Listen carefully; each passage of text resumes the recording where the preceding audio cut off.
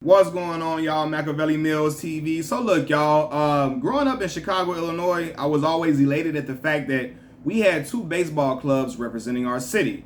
We have the Chicago Cubs representing the north side of Chicago, and we have the Chicago White Sox representing the south side of Chicago, where I'm born and raised, right? So look, y'all, one thing that I did notice growing up was that a lot of people didn't always see it like I did, right? A lot of people, a lot of the adults were more favorable to one team over the other. Some people were more like they were just strictly fans of one organization, and they hated the other organization, talked about the other organization, clowned them out, so on and so forth, right? They just picked one team over the other.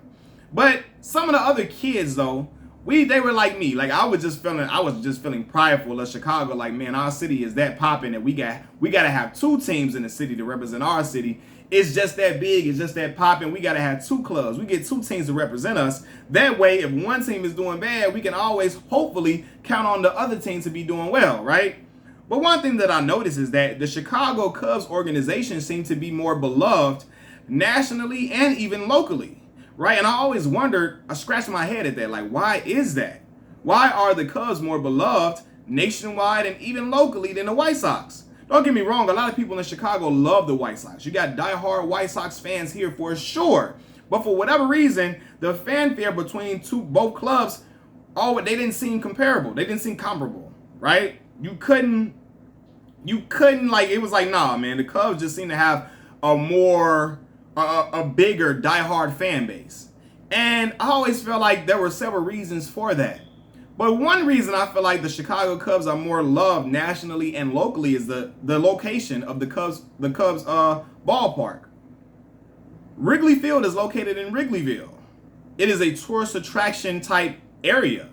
There are a lot of bars, a lot of eateries and stuff. People bar crawl over there. They have a great time. A lot of people that a lot of people that are visiting Chicago for the first time, they run to Wrigleyville because they've heard of, how nice the area is, all these different places to go over there. It's like, oh my God, it's just tourist friendly to the core. Now, the Chicago White Sox are located on 35th. The South Side is in Chicago called 35th, the low end, right? That area is not tourist friendly. There aren't a lot of bars and eateries for people to go to in the area. It's not propped up in the city as like a tourist area, right? Back in the day, it used to be a lot of projects, housing projects over there close to the ballpark. So people would look at 35th as the hood. And we have to have another conversation if we discuss in Chicago and the way the city is divided. A lot of people who aren't from the south side of Chicago wouldn't dare set foot on the south side of Chicago. They look down on the south side. A lot of people in Chicago do. Some people look at the south side in disgust. So they wouldn't come over here unless it's the Crosstown Classic being played between the Cubs and the White Sox, right? So if they don't want to come to the south side, they're not going to be a fan of the team that they got to travel to the south side to go watch. They're going to be more fans of the team that plays in the area that they feel like is more inviting, it's more tourist friendly. Right? They're going to go to a place that they feel like they don't look down on first, right?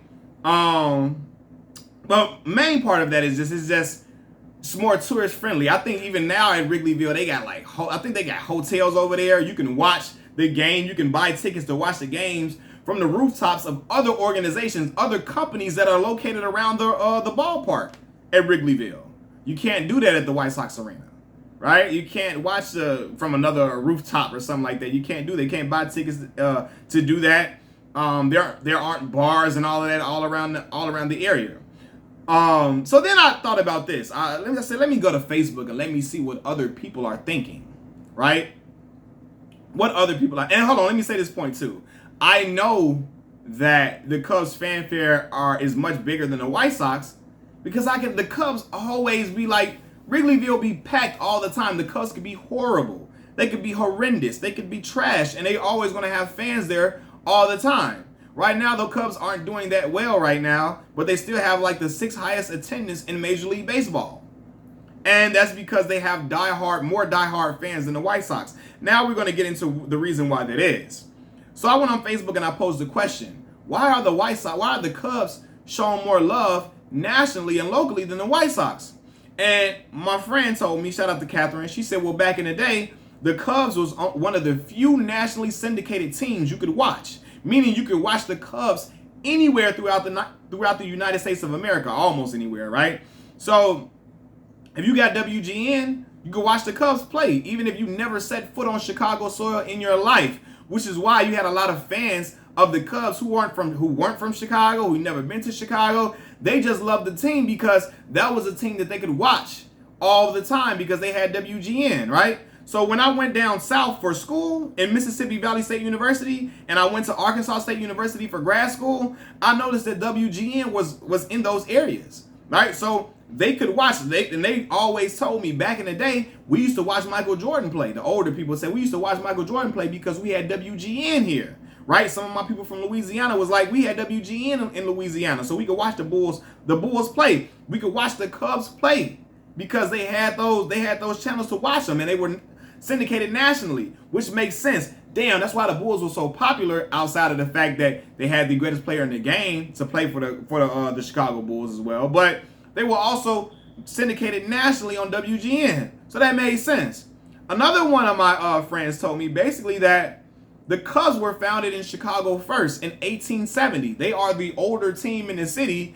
They are considered the city's franchise team. So that means, when the Cubs first came to the city, a lot of people's great grandfathers were Cubs fans. So they passed that tradition down to their grandkids and so on and so forth. So they are Cubs fans to the core because that's just been in their family because their ancestors were fans of the team when they first arrived. They were the first team here.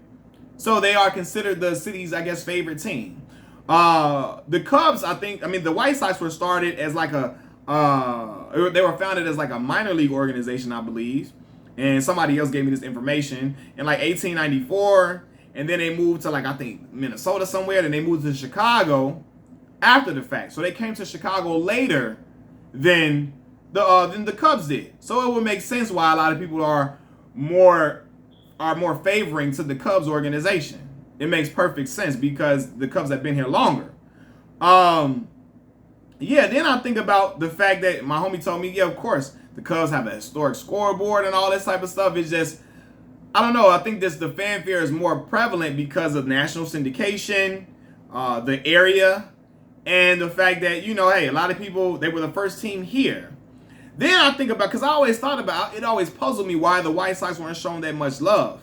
Because for how celebrated Sammy Sosa was, people didn't even know that, a lot of people don't know that Frank Thomas was on the South Side putting up monster numbers, right? Now, he didn't have the same numbers as Sammy, but he had over 500 home runs, right? Frank Thomas was American League MVP, 93, 94, five-time All-Star from 93 to 97. He played for the White Sox from 1990 to 2005. 520 home runs, 1,704 RBIs, runs batted in. He finished with a .301 batting average and 2,468 hits. But Frank Thomas is nowhere near as talked about as Sammy Sosa. He didn't receive the same love that Sammy got. But then I also think that this probably is the reason why the Cubs could have gained more national traction. During the time that Sammy Sosa's golden years was during the years of the home run race. That was during the time that people called the baseball the golden years for baseball, which is also looked at as the steroid era, right? When you had Barry Bonds, Mark McGwire, and Sammy Sosa racing to try to see who can hit the most home runs in a season. During that time when baseball was like all eyes were just on baseball and glued to baseball, when we had the chicks dig the long run, the long ball saying was going, that slogan, chicks dig the long ball. That became, I think, popularized during that time period. During that time, Sammy Sosa was at his height, right? And that started, I think, in 98. The home run race started in 98. It was Mark McGwire and Sammy Sosa. They were trying to beat the record set by Roger Maris in 1961. I think Roger had 61 home runs. So it was a home run race that took part in 98. Mark McGwire ended up winning that. I think he finished with 70 home runs on the season, and Sammy Sosa finished with 66, right? But that home run race took place in 98. And Frank Thomas's last year as an All-Star was 1997. So I think if Frank probably would have had those golden years from 93 to 90, from 93 to 97 or whatever. What was his years? He was All-Star. 93 to 97. If he was All-Star and MVP during those years, then I think it probably would have helped the popularity of the Chicago White Sox fan base during that time. If he was the one setting those records, hitting all those home runs the way Sammy Sosa was, I think it would have helped him a lot. I think it would have helped the White Sox popularity, I think, right? But even when I always noticed the difference between the love the two organizations were shown, because even when the White Sox won in 2005, and I look at when the Cubs won in 2016, I feel like the city was much more energetic and much more lively, much more exuberant and excited when the Cubs won compared to the White Sox. Now, me and my people and everybody that I know from the South Side, everybody was elated on the South Side for sure.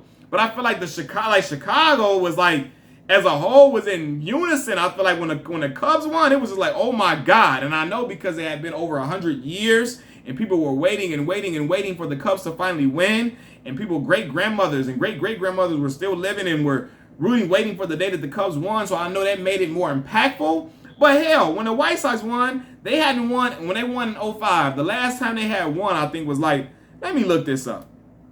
The last time the White Sox won, before they won in 05, was 1917. That's the last time they had won the World Series, right? So that was a super long time then. But I still feel like the Cubs were showing more love when they won the World Series, right?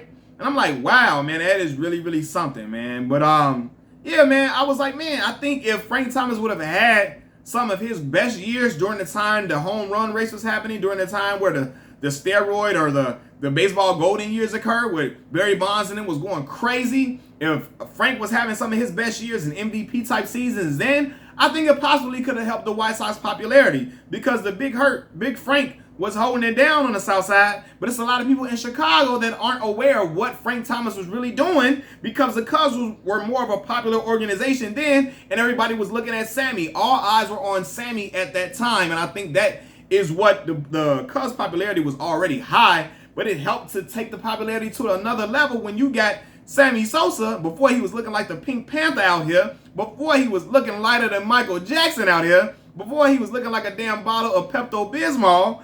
You had Sammy out here putting up them crazy numbers and going berserk, hitting home run after home run. All the rappers were name dropping Sammy Sosa. You saw the Sammy Sosa jerseys being worn not only in Chicago, nationwide, because of what Sammy was doing. Sammy was even featured in the movie Hardball, because Sammy was just he was just balling out of his mind during that time period.